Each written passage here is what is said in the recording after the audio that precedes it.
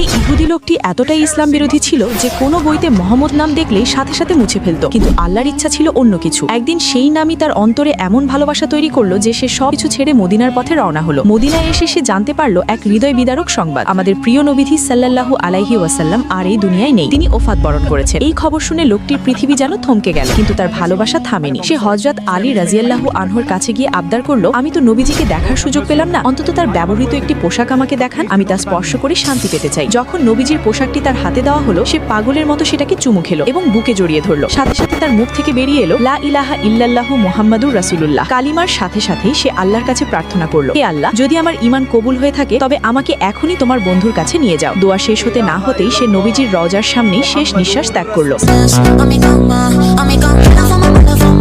Se la pasan de eso, que soy mala, porque no me aguanto de nada.